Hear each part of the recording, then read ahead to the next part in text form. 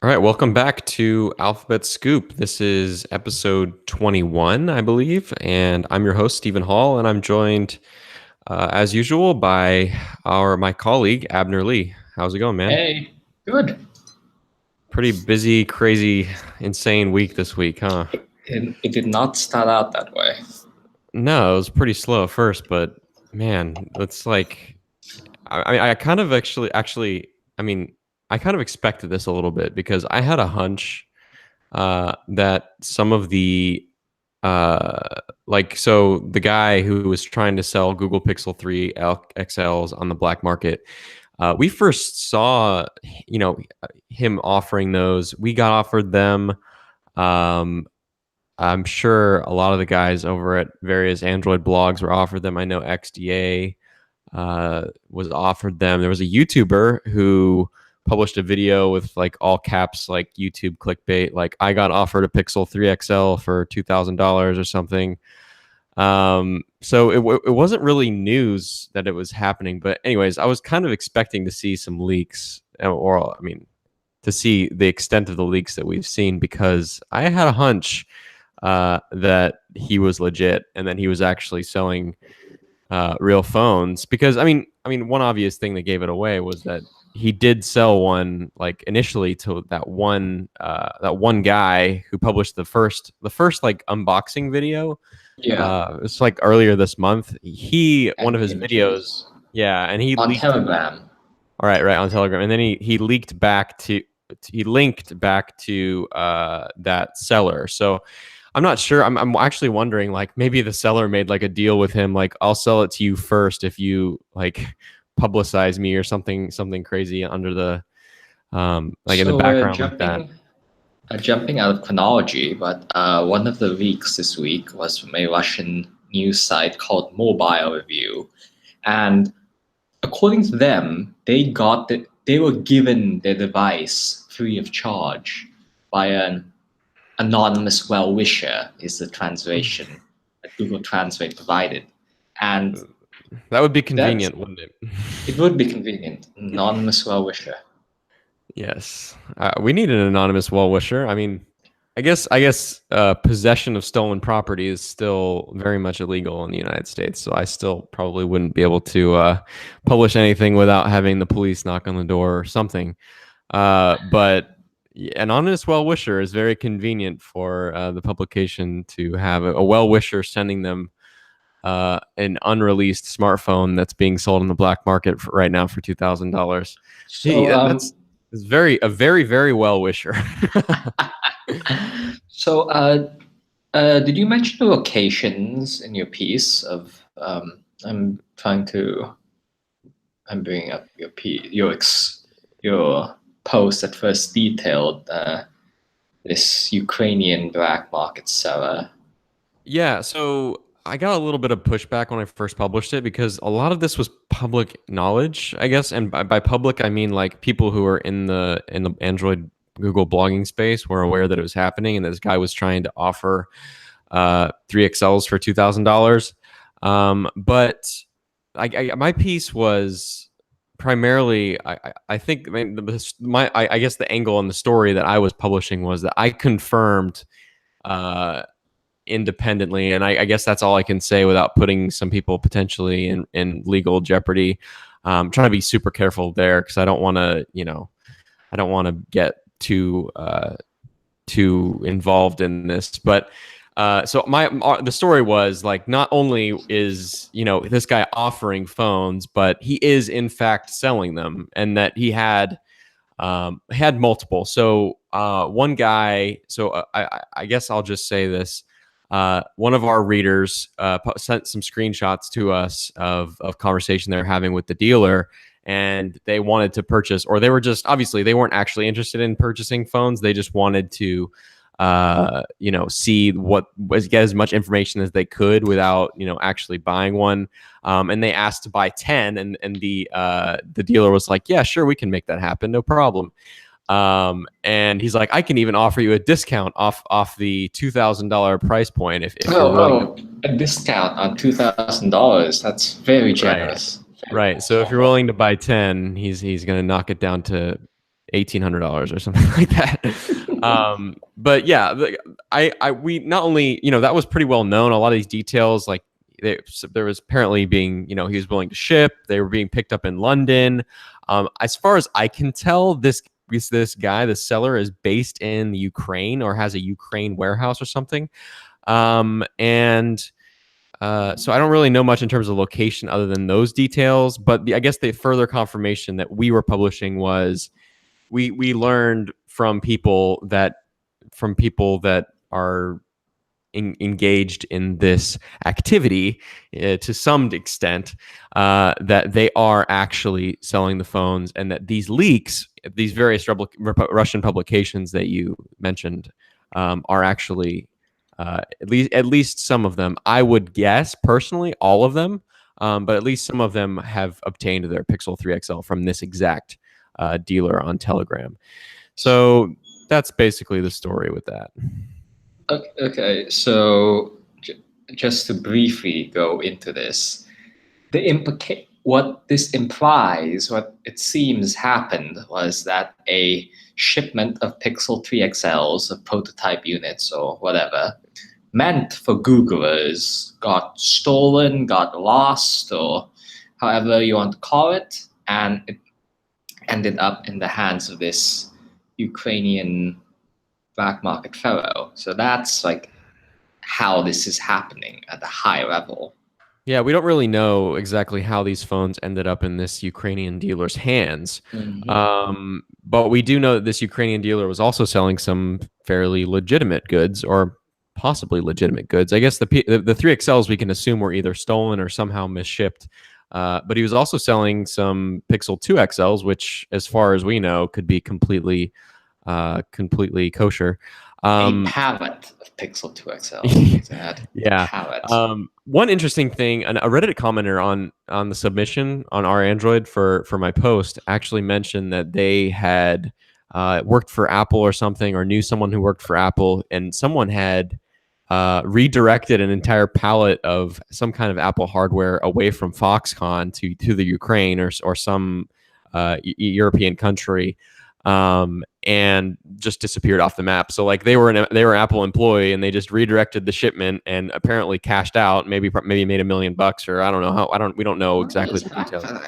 And we don't even know if that happened. But that's theoretically possible scenario where someone at Foxconn got offered a deal to somehow redirect the shipment and took it and maybe disappeared from the planet. We don't know, but it would be really cool if we could someday learn the real story behind this, because we did hear from a tipster, somewhat related, was that I guess this isn't surprising information, but we were told this, that the last 48 hours, and by last 48 hours I mean earlier this week, were pretty crazy internally, and that the security and the legal teams at Google were definitely involved. And also, I guess the interesting aspect is that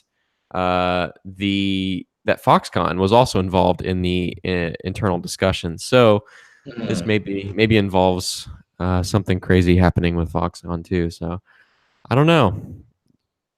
Yeah, it's crazy. It's craziness. I guess looking at the bigger picture is, I don't know if we've ever seen anything like this happen with a company that's as high pedigree as Google is. I've never heard of an entire pallet of iPhones being redirected a month and a half before announcement and being sold on the black market for 3 times the price or double the price.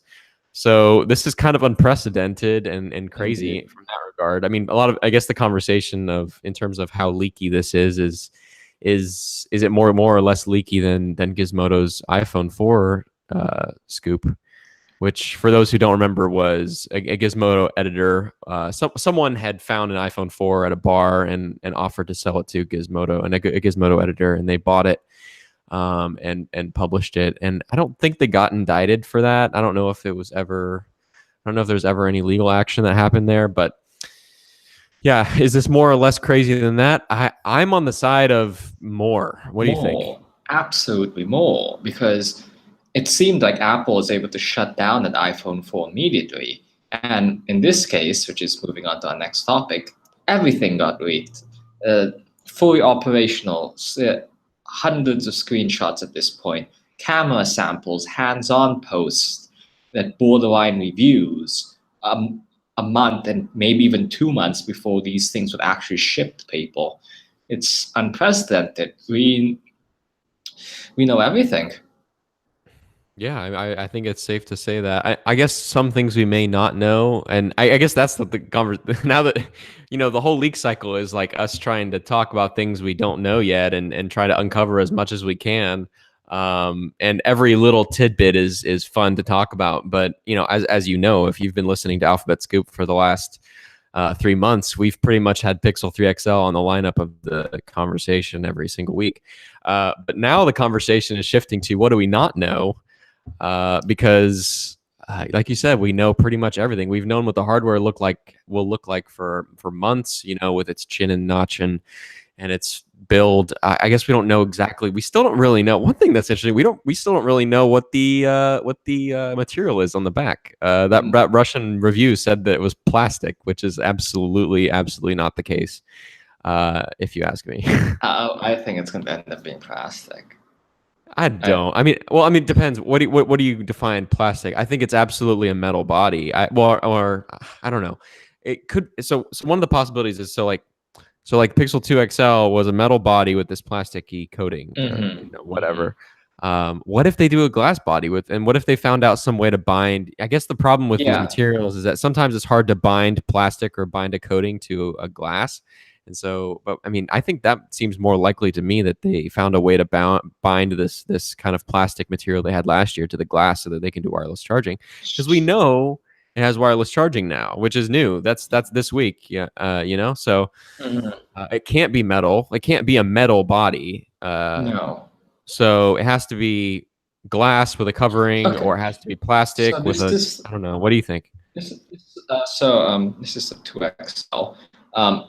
So if you've seen the pictures, you know how there's a glass, the usual glass shade is still there, but it appears that the glass extends all the way to it rings the entire frame of the back plate, which I think looks very beautiful and makes an interesting design decision.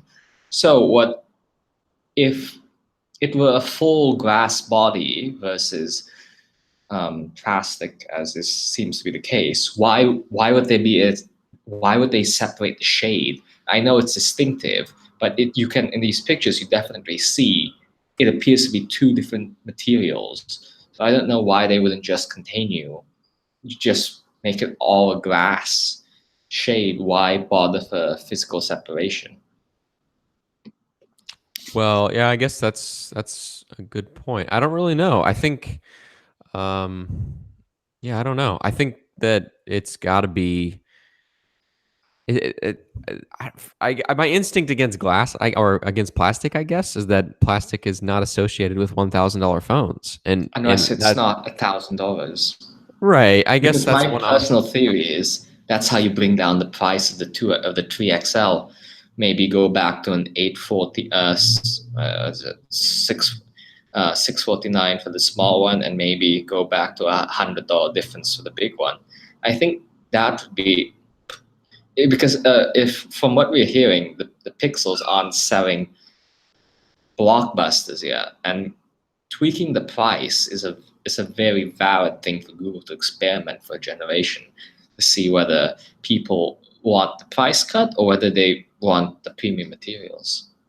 Yeah, I guess we can look at a little bit of Google's hardware history to get an idea of that, because the Nexus phones, for instance, have varied in price from it's seeming like Google is kind of subsidizing the price to make it super cheap for developers to get their hands on those phones. I can't remember the exact phones, but I know that happened. Maybe you have some insight there, but some of the phones definitely seemed on the cheaper end for the hardware. I think the Nexus 5, if I remember correctly, was very affordable for the hardware of the time. And then the Nexus 5X, which came out 2 years later, and the Nexus 6P, those were on the consumer end of the pricing spectrum, and it seemed like Google was subsidizing those prices at all. And I guess subsidizing might not be the right word, but so you're right. We do have historical context for Google, trying various price points for the same level or pedigree, so to speak, of hardware. Mhm. Um, but to me, that seems like an odd move for the I Pixel line agree. because, Premium pick, yeah, I agree with right, that. yeah. I mean, I think whether Google likes it or not, moving the price down is kind of an admission of failures, so to speak. I think it's kind of an admission of already, we're only on the third generation. Google really seems to want to take on the iPhone and the Samsung, flagships with pricing. And Fair, if, but if if the third generation's here and we suddenly see them, I don't know. Maybe it could be a matter of either it's this or nothing kind of situation. Yeah, I don't know. What do you think?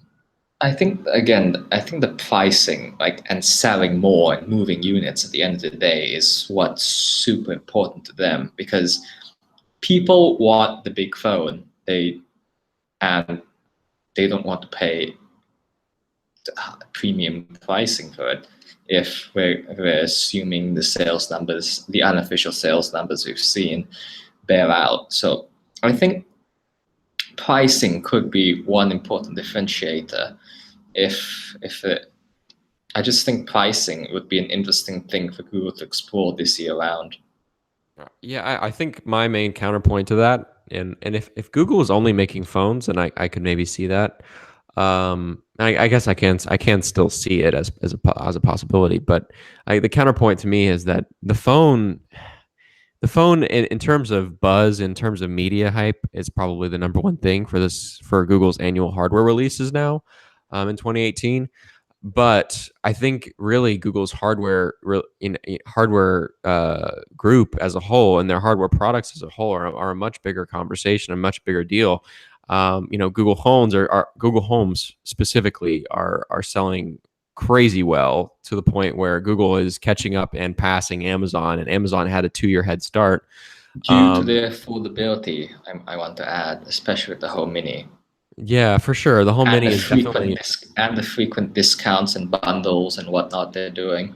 right. The whole mini is definitely contributing to the numbers aspect in terms of numbers or number of units shipped and number of smart devices sitting in homes. The whole mini is basically being given away for free at this point. So, yeah, I can understand that, but I guess to me, it seemed to me the last couple of years at this Google hardware event that the phone is a big deal, obviously, and it matters and it's important because it's Google's been trying to do phones for a decade. But uh, to me, it's like they had the luxury of pricing the phone high and not really shipping.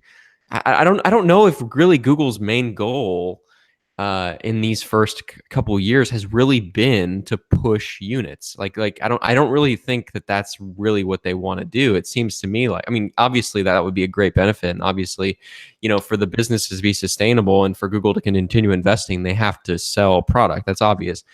But to me, it seems like they're trying to more so prove that they can make a great phone. And if they don't ship that many units, that's fine for now. It seems to me like that's been their attitude for the last couple of years. Maybe that's changing with the third year. With maybe there's internal pressures that maybe Rick is feeling like I need to ship at least however But many that'll be million of interesting. these. Yeah. Because the numbers for 2017, which aren't official numbers, we'll never know probably the real numbers. But the numbers for 2017 were pretty depressing. Hmm. Um, so yeah, it could be a little bit of both. I don't know. One interesting thing was that one of the Russian review publications. There's absolutely, in my opinion, there's no way they should know this or how. There's no I Absolutely can't. no. There's no way they could know it, but they did mention supposed price points. I mean, maybe if this publication got their phone from a well-wisher, maybe they would know from this supposed well-wisher. But Uh, otherwise, I see no idea how they would know pricing or the internal roadmap, which seemed yeah, fun. That was a yeah. What fun did they thing to say? What did read. they say though? Did they say 649 for the 3 and 749 for the XL? Is that what they said? Yes, that's what they said. Yeah, I mean, that would be $100 down. Well, that would be on par with last year's 2 versus the Yeah, 3, the right? two stays the same. And then the XL would be down $100, which I think, I don't know, maybe that makes more sense. Maybe $100 premium for just having the bigger phone, because everything else is, Yeah, and identical. $100 premium might make better sense for the and for the depends on larger. whether if what your opinion is. You're getting penalized with a notch. So Right. here's $100 apology Getting for you. penalized. Yeah, $100. But yeah, but yeah, I don't know. I think 750 might be a little bit more of an easy sell. Although I made this argument for the $1,000 iPhone 10. People don't. I think when people are buying phones primarily through carriers, the majority, the mass market is carrier Mm-hmm. sales. And those price tags in the stores, they don't say $1,000. They say $25 a month or Mm-hmm. $35 a month, or in the case of the iPhone 10, upwards of 40 plus. And I think that's how people start. I think that's how most people are looking at phones these days. Is it's not about $1,000 versus $800, and that I think that we get kind of caught up in that narrative because that's how the techie enthusiasts would. That's how they do see buying phones. That's how that's how I buy phones. I buy phones unlocked up front. I don't get into any of these carrier plans for a lot of reasons. Um, one of which I don't want to get attached to any carrier. And I like Project Fi too. So there's a lot of reasons why, but I don't do monthly payments. Um, but most people do, and I think for most people the 25 versus the 35 is not a big deal, and that's the difference between a $600 phone and an $800 phone. So I don't know. Mm-hmm. So I just want to touch on one thing briefly because of what everything that we've learned this week, and we'll dive into that after this. But what is this event going to look like? What is the phone section of the October 4th Made by Google event going to be? Because even Steve Jobs had to acknowledge it with the iPhone 4. So I think he said, "Trust me, you haven't seen this yet," something like that. But we know what these features are, and honestly, what we don't know is like the technical specs of what went into the camera and that sort of thing, like Google's secret sauce, their algorithms, their features. That's what we don't Yep. know, but everything else is out there. We've seen the software, the Pixel launcher looks unchanged from what was introduced Android P. That was a big topic of focus at last year's event. There doesn't appear to be any new, like last year they announced the song recognition, the passive song recognition. Again, with this early prototype hardware, we haven't seen anything along those lines. So what is that event going to look like? What is Yeah, that I mean, section? I think that I wouldn't surprise me if they acknowledged it, but I do think that these days most phones leak. So I feel like a lot of times these companies take the route of just pretending like nothing happened and just showing off the phone, telling the story, like making the narrative, and just pretending like it didn't happen at all. Which I Mm, could see them doing that. Just revealing the phone. And obviously, like almost all phone reveals. Phone reveals aren't phone reveals anymore. Companies still pretend like they are, but they aren't because everything leaks. So I think that might be the same for Google. They may. I think how last year there was in the presentation in like the calendar event or yeah, whatever on it mentioned the Ultra Pixel or something like that. Pixel You know, X. yeah, I could see something like that. Like they could make a Okay. joke on the screen or make a joke on stage about, yeah, we know you've seen this or something, but I think they're probably just going to unveil the phone and just run down its features and whatever, just like they normally would. But Mm-hmm. yes, I think that's one mystery that's still yet to be seen, is that the software on these phones may very well be, uh, you know, an early build, or they could be not released builds. I don't know. For instance, the camera app was a dog food version, and the dog food Mm-hmm. version. This is just one example. The camera app is a dog food version on this leaked phone, and the dog food version of that camera app is very different from the current stable camera app on the Pixel 2 XL. And so Yes. there are plenty of potential dog food apps that are internal that may not have been on this phone. And there could be lots of software features across the board that we don't know about That's potentially. fair. Yeah. Even the build of the OS itself on that phone could be, not reflective of what ships. Yeah. I don't know. I mean, it could be. It I'm doesn't definitely seem like. hoping for the supplies. All of us, we obviously want some sort of supplies here, but Yeah. just in I think one case. thing that's telling to me, I guess we can talk a little bit about face recognition. So with the notch being as big as it is, for people who don't know, a lot of people have been expecting and hoping that there would be a reason for those dual front cameras. Obviously, the first thing that people would jump to their minds was that maybe Google was doing something similar to what the iPhone 10 did with Face ID. But in one of these reviews that was published, they actually showed some screenshots of the setup process. One, we've never heard anything. I have a few sources who may know, who could possibly know or know someone who knows something about a facial recognition feature of some kind, or something. I've not heard a single thing about it. We have anonymous tipsters that send us tips sometimes. We've never heard anything about a facial recognition feature from them.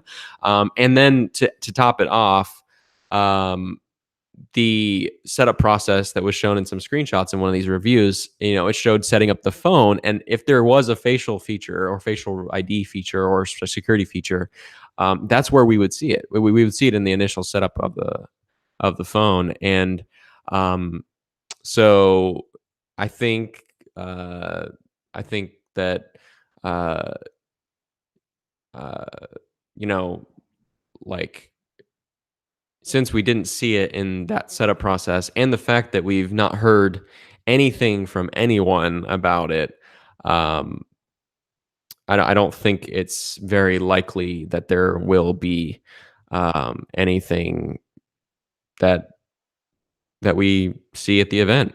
Actually, it turns out it looks like Abner just dropped off, so I'm going to try and stall a little bit. I think we'll edit this podcast a little bit after the fact to cut out some of this wasted space. And so if anyone's watching right now, you can, if you want to, later today, we'll have the audio version of the podcast up after Abner gets back on.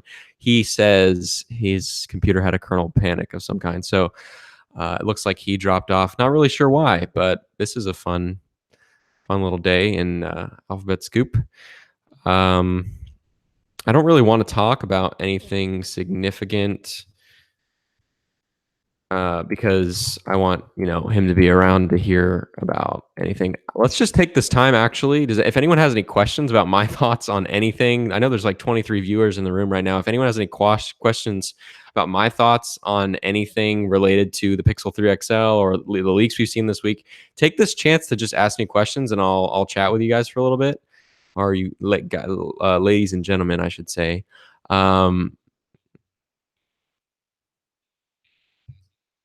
Let's see. Just want to give you guys an opportunity to ask any questions, because we're gonna continue the conversation whenever Abner gets back on. But I'll just hopefully some of you have something. Anyone have anything to ask? Any thoughts, concerns, questions? Anything you're curious about? Anything you want to see? Oh, are you back? Yes, I am. All right. Well, I just asked the room if anyone had any questions on the YouTube chat while you were gone, to see if maybe I could stall a little bit. But Yep, nothing like a kernel panic to ruin your podcast. it looks like your internet connection's better now too, so that's good. Pixelbook camera, actually, 720p. Oh, nice. Yep. Okay. Well, what were we talking about before that happened? Let's see. I was talking about how okay. This is where I left off. I was talking about how the setup process in the uh, the review didn't show any signs of facial security Yeah, features. which is personally for me remarkably disappointing. But I think I think they do have a new facial recognition feature, and we've seen signs that it's going to be built into the Google app versus just being smart lock. So I hope that this is just an example of Google applying software rather than adding like an IR sensor or something. So hopefully it's good, but as we've seen with the iPhone 10, an IR sensor allows you to see in the dark, and you can't just do that with software, no matter how good it is. Yeah, I mean that's one thing we've talked about since the beginning is that as far as we can tell, these are just two cameras. One of them was wide angle, so it's like you know, like you said, you can't this if there is some kind of facial security feature, it's definitely a daytime only kind of thing. So Yeah. um, yeah, I don't know. I feel like if I feel like that would have to be a system level feature because well, it Mhm. didn't necessarily have to be, but the fingerprint sensor security is a system level feature, and if Google was working on a facial recognition feature based on the cameras that had the same level of security and could be used in place of the fingerprints. So as you know, Android has APIs for developers to use fingerprint security for their apps. For instance, Robinhood I think takes advantage of it, where you can get into the app by using pixel imprint. Um, so if there was like face imprint or whatever they would call it, it knowing that the fingerprint sensor stuff is all on the system level, then you I would would think that. note I would note that Android 9 Pie has biometrics like facial retina. There's now a system level prompt that apps can call forth when they need to authenticate something. So for the end user, it would be the same experience, the same screen every single time. So that could solve it, but again, but at the same time, if it's being built into the Google app or something like that, that's still not system level, as you were saying. So again, we don't know how this works. Yeah, what else do we learn about? So I guess you can talk a little bit about some other things that we learned in the review. So as we mentioned a lot, we there's a dog food version of the Google Camera Mhm. app, which has some new portrait mode features, and then there's also more details on the Pixel Buds. Yes. Okay. So the camera, it gets a nice redesign. It's almost material theme esque in how there's no longer a navigation drawer. Users can just swipe on the bottom to switch between modes. So I think that'll make for a nice change. It's definitely easier than top left corner. So that's what it appears to do. And then Yeah, it there's a looks like the Google. iPhone. Everything ends up being that way eventually. And then there's what's really cool is Google Lens suggestions. So from what it seems is happening, there's a toggle in settings called Google Lens suggestions, and if enabled, it seems like when your camera viewfinder is open, Google Lens is always running because at the moment you open the Google Lens tab app thing, and that's a completely different experience. But if it were completely built into the camera, when users don't have to like actively go into different mode, this might be a nice way to get Google Lens and its usefulness out into how people actually use their phones and the camera. So that's a nice improvement. And as you mentioned, another thing with the Pixel Buds, the USB-C version of the Pixel Buds that I include in the box. So it doesn't appear that the surface of the buds are touch sensitive in any way, but will be a control thing, a control toggle on your neck where you can hold and press to bring up assistant and volume controls up and down. So these are if these Pixel Buds included every single retail unit and just not a thing for countries that require headphones. This is a nice premium and adds to the pricing to whatever the price ends up being because you get good, decent pair of headphones compared to previous years where most people didn't get anything. Yeah, although we have to note again that this could be only for those jurisdictions where it's required. We don't I actually know. Yeah, but yeah, that's very true. Um, I guess another thing was, so I did a report this week on some things we're hearing on the two front facing cameras. So as mentioned before, the two front facing cameras, as far as we can tell, are not there. Well, there's no facial security feature as of yet that we know of. Hmm. But we are told about something that Google is planning to, or something that Google's calling super selfies, which is just hilarious to me. It's Google like kind of giving the middle finger to all of the technophiles in the world. But apparently, the two front-facing cameras, it seems to me, based on what the little bit of knowledge we have so far over the last few months, and some things I learned the last couple of weeks too, is that these two front-facing cameras are primarily just for really, really good selfies. And we've talked about that a little bit on Alphabet Scoop in recent weeks, but we kind of have a little bit more corroboration on that, and that's why I published this report. That they're called super selfies apparently, and they're going to be powered by one of the cameras having a wide angle lens. Hmm. We're told that they kind of have a bokeh effect, kind of very similar to a lot of the other phones on the market. But it seems to me that I'm assuming with the combination of having the two cameras and whatever Google's software wizardry or whatever it can do, that we're going to see some of the best front-facing portrait mode selfies that we've probably seen on a phone. That's what I would guess is happening here, or that's what I think is happening here. And then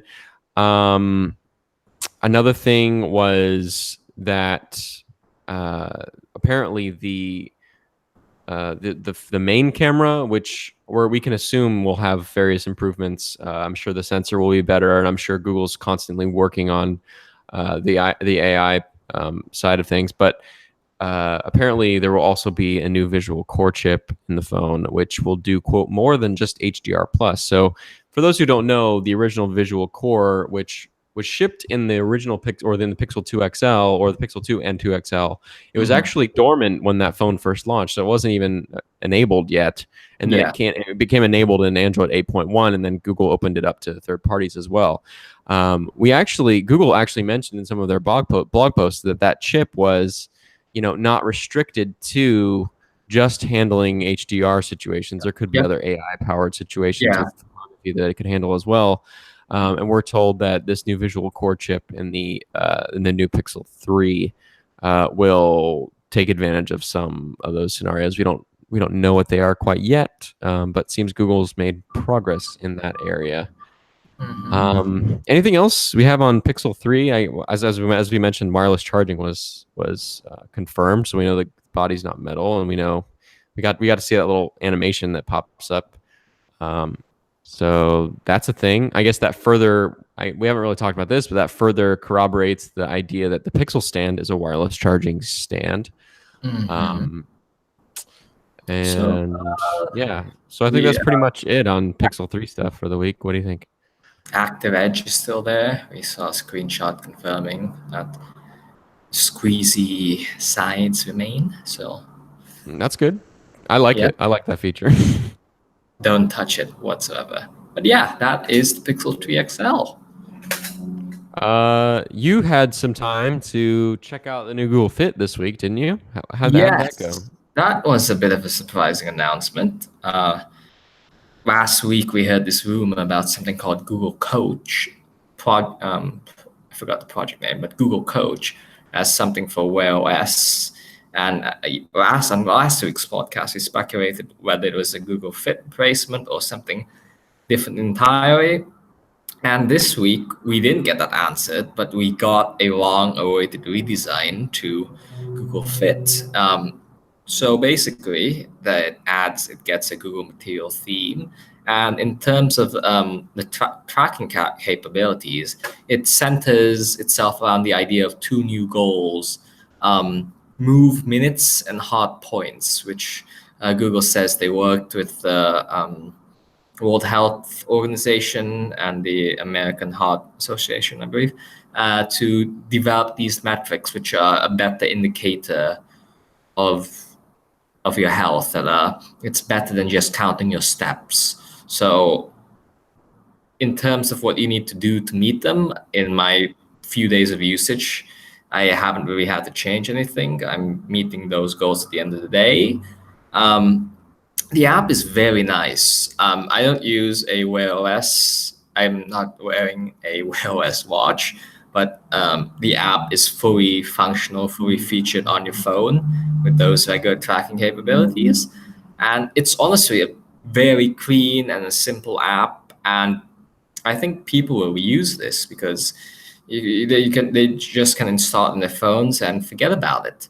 So that's a real advantage in a way that if you need to buy into a Fitbit or a Garmin or something like that, you have to actively wear a new thing on your wrist. But you're at the end of the day, you're always going to have your phone on you.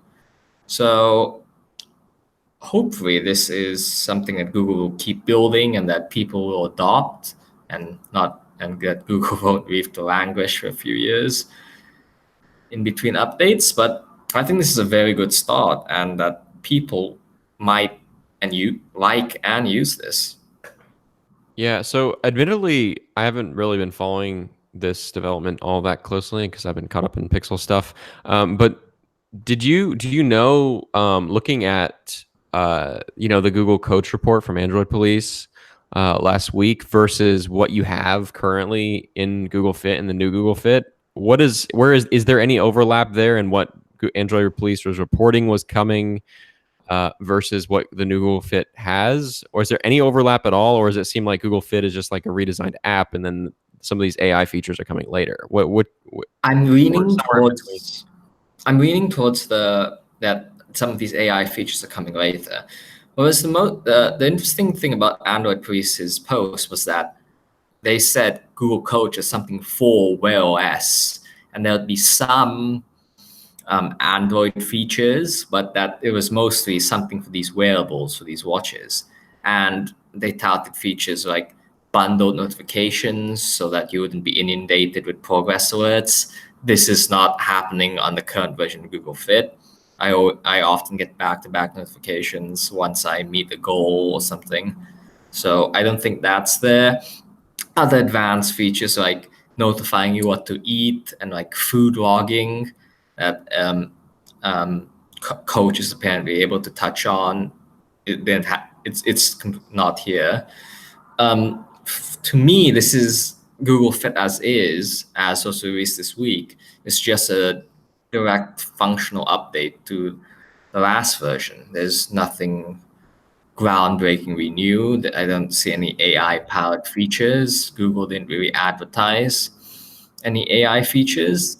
They mentioned the word coach in the blog post, but coaching in the blog post, but I don't I don't think this lines up with the report as that described what Google Coach is going to be. Yeah, one of the interesting things from this whole announcement, I guess it kind of stuck out to me that these rings, they're good now. Google's doing two layers of rings. So like before, the rings were based on various different kinds of activity, and they were different colors, and they would all fill in on a single ring. Mm-hmm. Uh, and then now, as you mentioned, one of the rings is based on, they're all based on recommendations from the American Heart Association, and I forgot the other organization. But one of the internal ring. What are the two rings? The internal ring So is the internal ring is called move minutes, which is basically yeah, getting you to move, and the outer ring is heart points, which is basically to have you do more intense activity that gets your heart pumping. gotcha. So it's kind of, I mean, that's basically what the iPhone and the Apple Watch do, which is, one of the rings is movement, so to speak, and then the Mm. other one is just higher intensity activity, and then the third one is number of hours or number of times you've stood up in the day or something. Mhm. Does Google Fit in the current version track the number of times you've stood up at all, or is it No, just not doing that at all? Nothing at all. I'm not sure a phone could do that properly. I think it needs to be unwearable because Hmm. like the key thing about Fit is it's fully featured on your on a phone. Like you obviously can't do heart rate on a phone, but the- in terms of the tracking capabilities, it's all phone based. Wearable, not needed. Gotcha. But wearable is obviously an option Yes. if you want to. Um, cool. Well, I mean, I'll have to check it out this week Yeah. and see how it goes for me. I'm really waiting on a good Wear OS watch so that I can, really enjoy it. I'm hoping that the Pixel Watch, like I'm hoping that's part of the story with what they announced at the hardware event is that there's a Pixel Watch to go along with the Pixel phones, and this new Google Fit is Google's like direct competitor to what Apple's been doing for a few years now. Hmm. Um, so it's really good to see that they've kind of caught up. Um, Oh, I'm hoping that. I mean, maybe even more than caught up if some of these Google Coach things come to light or come to fruition, because a lot of those things not even close to what Apple's doing.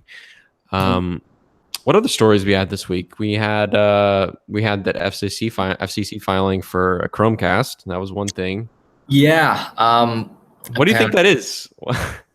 I think it's just an update to Chromecast because I don't know about you, but I don't know how well the $69 Ultra is selling versus the $35 Chromecast that's often discounted, so it's like 25 bucks. I think another cheap Chromecast would do super well for the holiday season, for Black Friday, just buckets and buckets of Chromecast. So I think that's just a direct thing. There appears to So be the Bluetooth for a possible remote. So we've had weeks and weeks of rumors of a gaming service and of a streaming gaming service from Google. So right. maybe that's what the Bluetooth is for, to pair a remote controller. Yeah, I mean that's the thing that I can see as the most likely situation. So like uh obviously, I mean, it seems to me like with this FCC filing is if this was a brand new Chromecast, like a completely separate thing, then it would have been a different kind of FCC filing, right?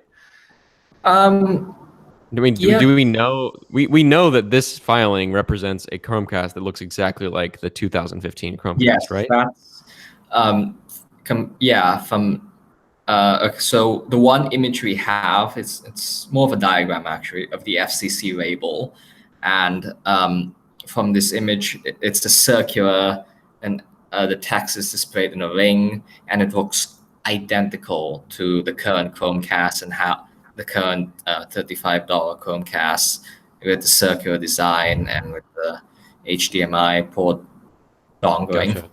Yeah, so I could see this being a situation where some kind of remote, maybe a remote for this Chromecast is launching with a new Chromecast, Mhm. or a remote that's being launched with some other kind of hardware that Google's announcing that we don't know about. Like you mentioned, they're doing a gaming service. There could be a remote for that Google's making also compatible with the Chromecast. But I could envision, like them just re-releasing the 2015 Chromecast in new Yeah. packaging with a new box with a remote in the box and just saying this is the new Chromecast. It's just got a spec, like maybe not even a spec bump. It's just been updated, and it also comes with a remote. And it's the Mhm. same price, same hardware, same as it's been. But it's been a while since it got an update, so they're just going to rebrand it, throw a remote in the box, and just ship As it. best as That we know, seems like what sorry, as at I/O, Google took submissions for Android TV developers for the that Android TV dongle that we saw from China that had a yes, I forgot about that. no, I don't think those have shipped yet. There's no movement on that, so Hmm. I I I think this is a Chromecast versus an Android TV dongle, but who knows? We haven't gotten an update on that. And Yeah, that's Google was true. they definitely said that this is developer hardware, is in mass market, but maybe there's something up their sleeves. Android TV is getting good. Yeah, I mean, I guess there's a lot of things that could potentially be done on the software side of things. Even if the hardware is exactly the same, there's potential, I guess, with the software in the current Chromecast. changes. I don't know what it could be, but there could be some software changes there. Mhm. But yeah, that'll be interesting. I'm in general just really interested to see what hardware Google has in store for October that we don't know about yet. Oh yeah. Um, yeah, and then we had Chrome 69 rolling out, or well, it's not rolling out, but it will be rolling out soon with Yes. what we think is. So Brand new. we've seen the material theme roll out across pretty much all of Google's apps, and from what we can tell, this new design that we've seen already leak, well, not leak, but we've seen it in dev builds, uh, seems to be the material theme for Chrome, right? Yep. It's very white. I'm using it right now.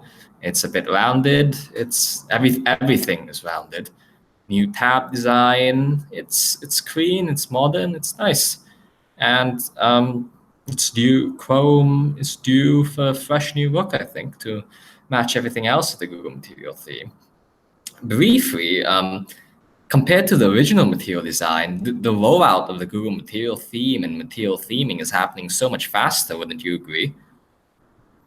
Yeah, I mean, actually, I think we're probably going to see a lot more of these apps just suddenly drop with material redesigns. Chrome's one of them, but also a lot of um, the G Suite apps that we saw. We got little bit tidbits of looks at the designs at Google Cloud Next. I think we're going to see all those drop. Like for instance, all the docs, sheets, slides, those Yeah. apps. All it would take is just swapping a few colors for white. Honestly, yeah, that's it. You just like open the source code and you just do Control F and you just replace with F F F F F F Oh, to definitely. Absolutely. make So it yeah. white. That's pretty much all they need to do. So yeah, we're expecting Chrome 69 to roll out in early September, and we don't know if it's going to be rolled out immediately or whether it's a server-side wait and see thing, but it's coming. Yeah, and then Shone had his initial review of the Note 9 this week, which I don't really know. I mean, I haven't had a chance to play with the Note 9 yet, but he says that It's, it has really good battery life and good performance and good I want, display and I want that 10. all I'm the not gonna lie. usual. I, Yes, I have to say I'm a big fan of this blue and yellow type thing or yeah, this design. It's really, really, really awesome. I just want it. It looks cool. And maybe as a booted remote, a one function booted remote.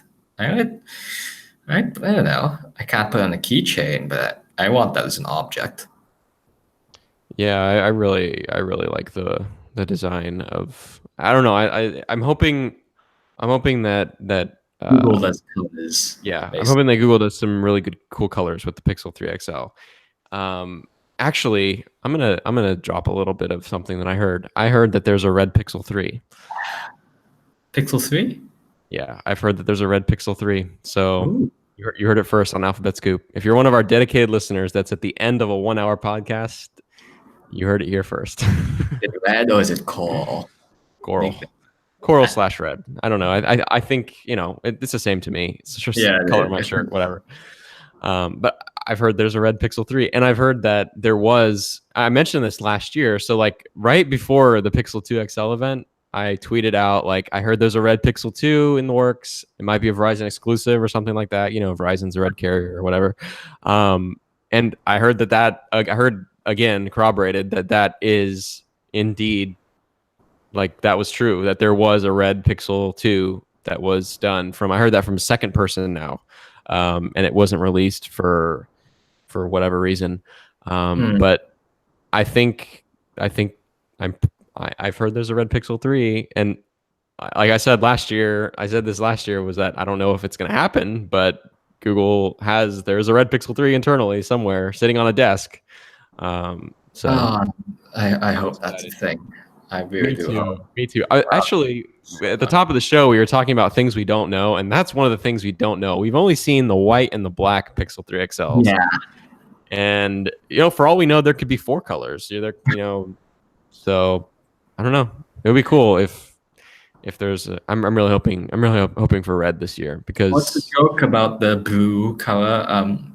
The original Pixel's very blue. Yeah, so we had Wasn't it really blue? Was it Really, really? yeah, Yeah, for the first one. really blue for the first one. The second one was White, man, white what was blue. it? No, no, it was barely blue or something like that. What was it? Um, this is gonna bug me. Let's see. Kind of blue, kind of blue. Kind of blue. There you go. Yeah, kind of blue. And then my joke was that maybe the red one this year will be called not blue. Oh, I hope. I Yeah, don't that's care what what I'm it's hoping. called as long as I get the red phone. Yes. Um, and the other thing that happened this week was so pre-orders for the JBL Link Bar. So speaking of IO, we were just talking about the Android TV dongle, the dev dongle from IO. JBL Link Bar around the time of IO, we got our first look at that hardware, which is a weird combination of Android TV and Google Home. Not weird, actually awesome. And it's a sound bar for your TV. Has a bunch of HDMI pass-through ports. And yeah, so it went up for pre-order at $399. It will be shipping in October. So I definitely want to be the person to review that. So dibs. Yeah, yeah, it's a cool, quirky device, I think. Yeah, I'm hoping we see more of these kind of devices that blur the lines between what's a Google Home and what's Android TV and what's I don't know. Like another perfect example of this is I talked about last week of how the Pixel stand could potentially there could be some software on the Pixel 3 that would make the Pixel 3 a Google Home. So we could blur these lines even further of like let's just call it Google OS and just let's turn it into this big everything just runs one operating system and it's all there's absolutely no way to distinguish between what's what. I don't know. I think that would be we could go down a fuchsia rabbit trail if we want to. Okay. But yeah, the lines are being blurred, and I'm hoping they blur even more. And then do we have any app updates this week that were notable at all, or Anyway, not really? nope. It was a Pixel 3 XR week. It Two, was, and it's only going and to get more.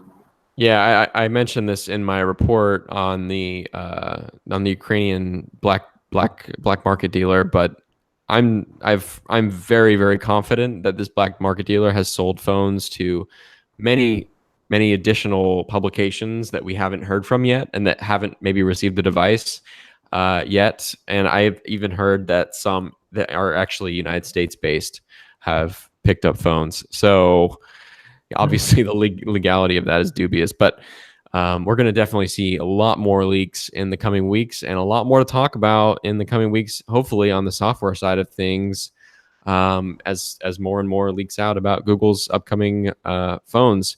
One thing I guess I'm hoping for is that we'll see more of the other hardware. I want to see the Pixel Watch. I want to see the Pixel Slate or whatever they call that thing.